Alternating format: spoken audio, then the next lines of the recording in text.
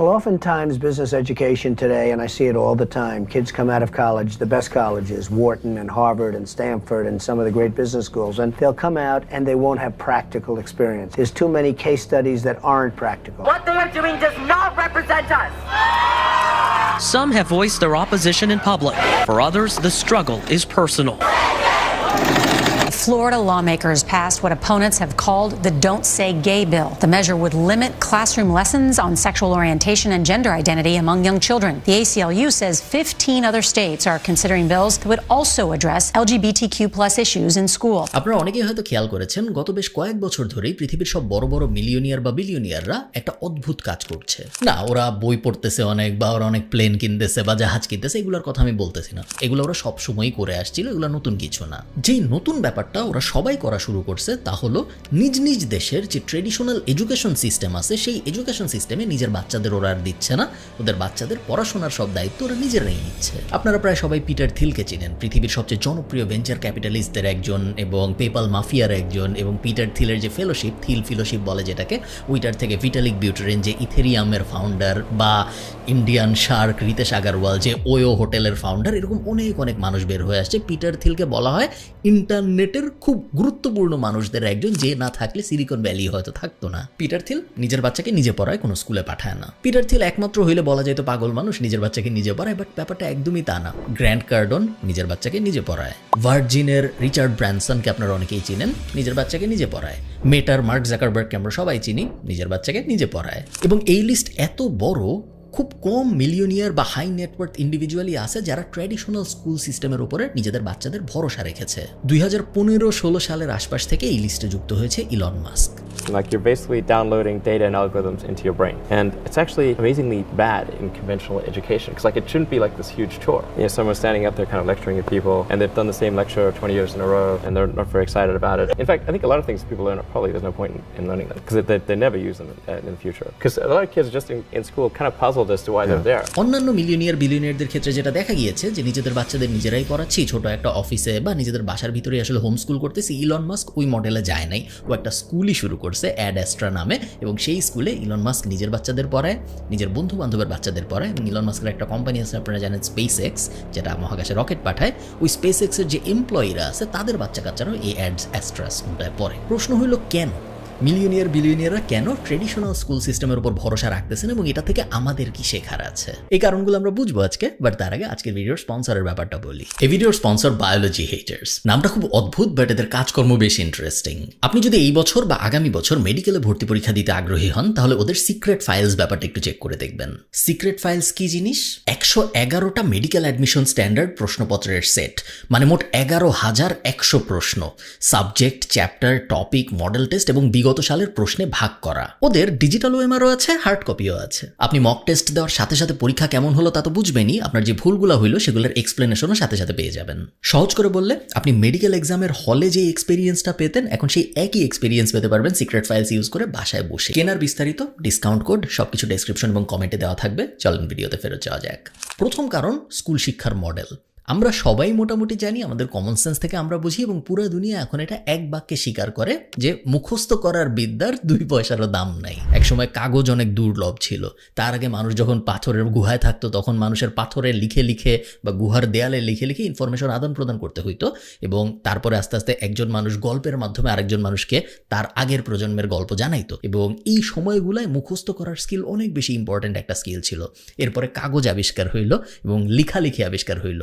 লেখালেখি আবিষ্কার হওয়ার পরেও কিন্তু মুখস্থ করার স্কিলটা ইম্পর্টেন্ট থেকে গেছে, তার কারণ সবাই লিখতে পারতো না, বিভিন্ন ভাষা ছিল, জ্ঞানী গুণী মানুষ এত ছিল না, বা জ্ঞানের অ্যাক্সেস সবার কাছে ছিল না। এখনকার দুনিয়ায় বসে আমরা যদি আমাদের স্কুলের বাচ্চাদের তাদের মুখস্থ করার এবিলিটির উপরে তাদের জাজ করার চেষ্টা করি, এটা আসলে একটা বোকামি এবং এটার কোনো মানে নাই। তাহলে আপনি চিন্তা করেন, যে জিনিস আমরা 2 সার্চে খুঁজে পাই সেই জিনিসকে আমি আমার বাচ্চাকে পড়াইতে চাবো? আমি যদি একজন নর্মাল মানুষ হই, আমার হাতে যদি আর কোনো অপশন না থাকে, আমি তো তাকে ট্র্যাডিশনাল স্কুলেই পাঠাবো, ট্র্যাডিশনাল স্কুল থেকে ওই জিনিসই পড়াবে, আমার কিছু করার নেই। বাট আমি যদি মিলিয়নিয়ার বা বিলিয়নিয়ার হই তাহলে আমার হাতে অপশন অনেক, আমি তখন তাকে আর এই গাধার রেসে পাঠাবো না। আচ্ছা, এখানে একটা সাব কোয়েশ্চেন আসতে পারে যে স্কুল কি এত বোকা নাকি, স্কুলের টিচাররা কি এত বোকা নাকি? তারা কি বুঝে না যে মুখস্থ করার আসলে কোনো দাম নাই? তারা কি বুঝে না যে একটা জিনিস মুখস্থ করে এটা যে পরীক্ষার খাতায় লিখতেছে এটা দিয়ে আসলে কিছুই হইতেছে না?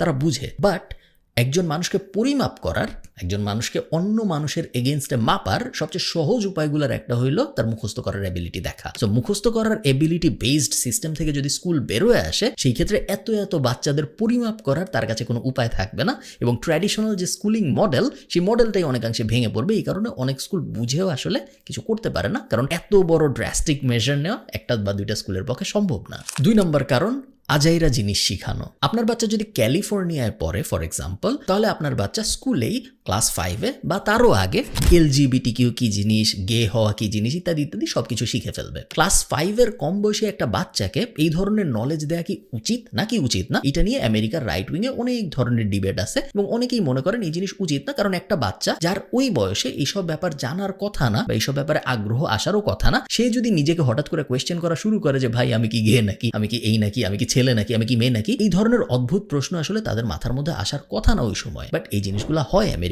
এবং অনেক ক্ষেত্রে এই জিনিসগুলো ইউরোপেও হয়, এবং ট্র্যাডিশনাল স্কুলের ভিতর দিয়ে হয়, এমন না যে সমাজের মাধ্যমে হচ্ছে। এগেইন অনেকের কিছু করার থাকে না, তারা তাদের বাচ্চাদের এই সরকারি স্কুলেই পাঠায় বা বেসরকারি স্কুলেই পাঠায়, বাট বিলিয়নিয়ারদের অনেক কিছু করার আছে, সো তারা পাঠায় না। 3 নম্বর কারণ, সব রিসার্চে দেখা গেছে স্কুল এখন ভবিষ্যতের জন্য বাচ্চাদের আর প্রিপেয়ার করতে পারে না। একটা সময় ছিল যখন ইনফরমেশন চেঞ্জ হতো আস্তে আস্তে, ইনফরমেশন অ্যাডজাস্টেড কারিকুলাম বানানোর সময় পাওয়া যেত, এবং এই কারণেই স্কুলের শিক্ষা ব্যবস্থা এফেক্টিভ ছিল। হাউএভার ওই জিনিস এখন আর নাই।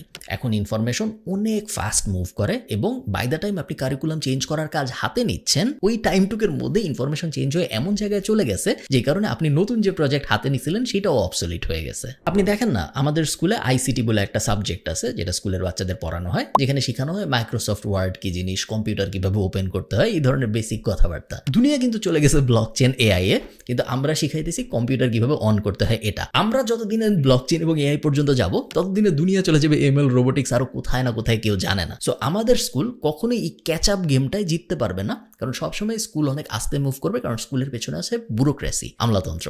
বাট টেকনোলজির পিছনে তো কিছু নেই, এবং technology far far far quickly move করতে পারে, এবং এই কারণেই স্কুল কখনো টেকনোলজিক্যালি বাচ্চাদেরকে প্রিপেয়ার করতে পারবে না, ভবিষ্যতের দুনিয়ার জন্য বাচ্চাদের প্রিপেয়ার করতে পারবে না। সো লজিক্যালিও যদি আপনি চিন্তা করেন, স্কুলের দোষ না, ওই জিনিস যে পড়াইতে হবে এটা ওই জিনিস এখনো আবিষ্কারই হয় নাই, সো স্কুল এটা কিভাবে পড়াবে, তাই না? আচ্ছা, এই কারণগুলোয় মিলিয়নিয়াররা মোটামুটি আমরা বুঝলাম যে নিজেদের স্কুল খুলতেছে, ট্র্যাডিশনাল স্কুল সিস্টেমের উপরে তাদের ভরসা চলে যাচ্ছে। এখন কথা হইলো নিজেদের স্কুলের ভিতরে ওরা আসলে কি শিখায়, এটা যদি আমরা বুঝতে পারি তাহলে আমরা বুঝতে পারবো আমাদের বাচ্চা কাচ্চাদের বা আমাদের নিজেদের আসলে কি শেখার পেছনে ফোকাস করা উচিত। প্রায় প্রত্যেকটা ক্ষেত্রে, মাস্কের স্কুল হোক, বেজোসের স্কুল হোক, জাকারবার্গের স্কুল হোক, পিটার থিলের স্কুল হোক, যার স্কুলই আপনি উঠায় নেন, 6টা জিনিসের উপরে এরা সবাই ফোকাস করেছে। 4টা এর মধ্যে অবভিয়াস, সায়েন্স, টেকনোলজি, ইঞ্জিনিয়ারিং এবং ম্যাথ।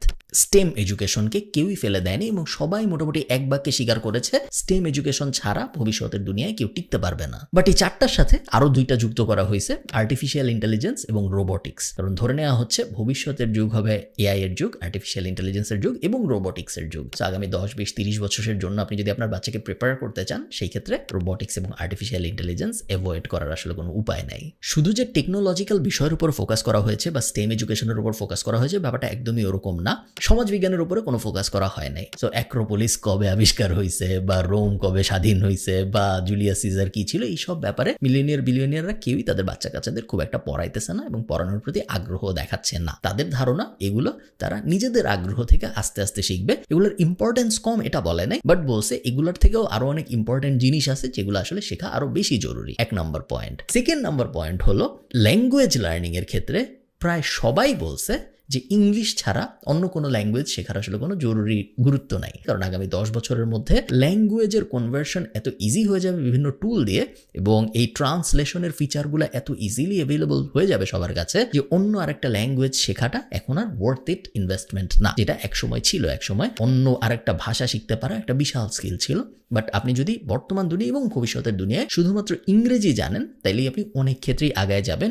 অনেকে এক্সট্রিমে নিয়ে বলছে কোডিংও একটা ল্যাঙ্গুয়েজ, যেরকম আরবি একটা ল্যাঙ্গুয়েজ, ফার্সি একটা ল্যাঙ্গুয়েজ, হিন্দি একটা ল্যাঙ্গুয়েজ, কোডিংও এরকম একটা ল্যাঙ্গুয়েজ। এবং যদি আপনি ইংলিশ জানেন তাহলে আপনার কোডিংও জানার দরকার নেই, কারণ ভালোভাবে যদি আপনি ইংলিশকে ইউজ করতে পারেন, তাহলে আপনি চ্যাট জিপিটি বা বিভিন্ন প্রম্পটারের প্রম্পট ইউজ করে তাকে বুঝাইতে যদি আপনি পারেন আপনি কি চান, তাহলে আপনার কোড লেখা লাগবে না, সেই আপনার হয়ে লিখে দিবে। এরকম একটা দুনিয়া আসতেছে। হাউএভার আর্টকে ভয়ঙ্কর গুরুত্ব দেওয়া হয়েছে। গান শেখা, কবিতা শেখা, মিউজিক শেখা, গিটার বাজানো, পিয়ানো বাজানো, ইভেন বাঁশি বাজানো এবং অদ্ভুত অদ্ভুত মিউজিক ইনস্ট্রুমেন্ট বাজানো, এরকম জিনিসপত্রকে প্রায় প্রত্যেকেই খুবই গুরুত্বের সাথে দেখেছে। বাট প্রত্যেকের ভিতরেই আর্টের অনেক গুরুত্ব দেখা গিয়েছে, যেটা ইভেন স্কুল সিস্টেমেও থাকে না। শুধু তাই না, কয়েকজনের ক্ষেত্রে, স্পেশালি মার্ক জাকারবার্গের ক্ষেত্রে দেখা গেছে যে সে ফিজিক্যাল অ্যাক্টিভিটিকে অনেক গুরুত্ব দিচ্ছে। সো জুজিৎসু শিখা, মার্শাল আর্ট শিখা, এই ধরনের জিনিসপত্রকেও মার্ক জাকারবার্গের কারিকুলামে এক্সট্রা ইম্পর্টেন্স দিতে দেখা গেছে। আমরা যদি একটা জিনিস পিক করি, যে একটা জিনিসই আসলে সামারি পুরো এডুকেশনের, সেটা হলো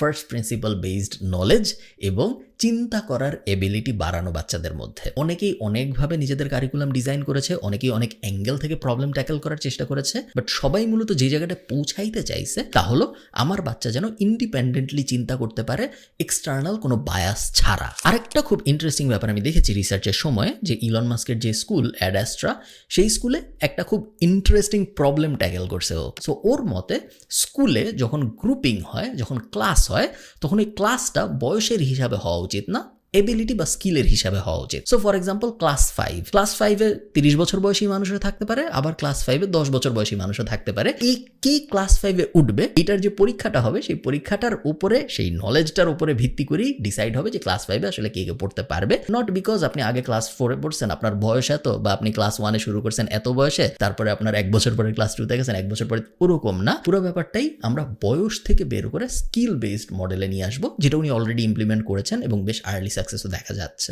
এবং এটারই আরেকটা বাই প্রোডাক্ট সাবসাইড এলিমেন্টও আছে, সেটা হলো গিয়ে 1 বছর করে পার হওয়ার কোনো মানে নেই। সো ক্লাস 5 থেকে ক্লাস 6-এ যেতে 1 বছর কেন লাগবে?